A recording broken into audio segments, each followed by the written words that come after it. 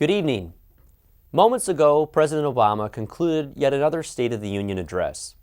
This annual address is a tradition that allows the President the opportunity to share with the Congress and the American people how he plans to solve the most serious challenges facing our country.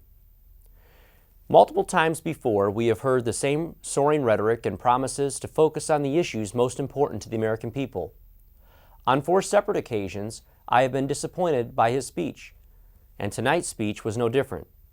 Tonight was really the opportunity to start anew, and I had hoped that his speech would do more to bridge a divided Congress rather than drive us apart. And yet, while his tone was partisan, I know we can and must find opportunities to come together as a country. It was refreshing to hear the President lavish attention on the need to move our economy forward.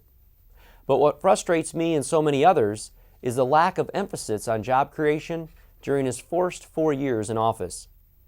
Instead, our country got Obamacare, tax increases, the Dodd-Frank regulations, and mountains of more regulatory burden on the backs of hard-working taxpayers.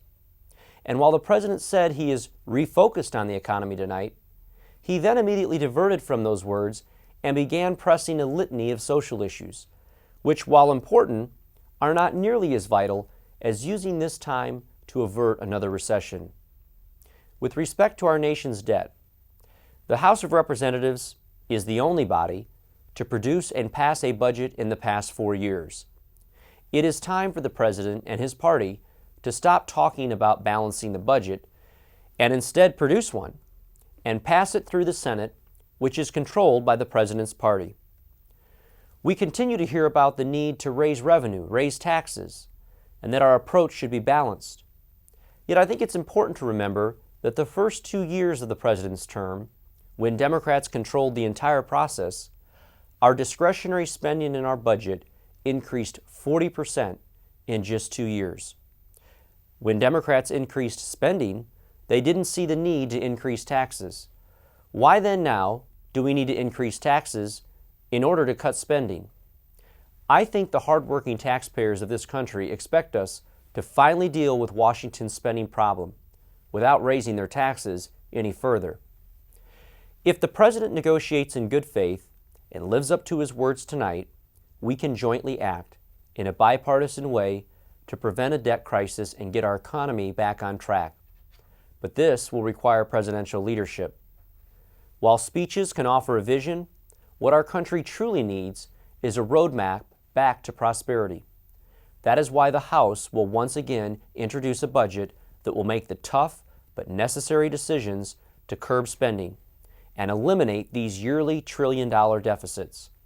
We will once again offer a budget that will reform and save entitlements, the major drivers of our debt, so that current seniors will not be hurt and those nearing retirement, and even those individuals my age, will have a safety net that will remain strong and solvent far into the future. The country can ill afford another year of kicking the can down the road. I will do my part to offer a way forward. The problems we face require a shared responsibility to solve. That doesn't mean putting one class of Americans and pitting them against another. It means showing leadership by offering ideas that solve these problems, ideas that make our economy stronger, and ideas that make it easier for people to get a job. We have a lot of work ahead of us.